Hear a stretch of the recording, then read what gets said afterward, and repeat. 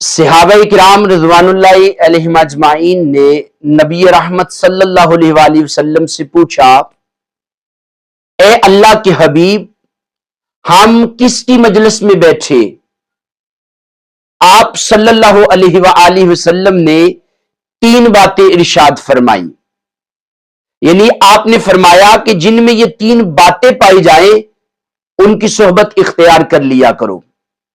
فرمایا پہلی بات کہ جس کو دیکھو تو تمہیں اللہ یاد آ جائے، یعنی اس کا چہرہ اتنا حسین، اس کا زندگی کا عمل اتنا کمال کا ہو کہ اسے دیکھتے ہی خالق کی ذات یاد آ جائے.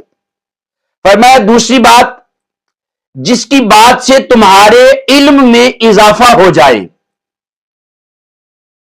یعنی وہ تمہیں کچھ بتائے تو تمہارے علم میں اضافہ ہو جائے. اور فرمایا تیسری بات کہ جس کا عمل دیکھ کر تمہیں آخرت کی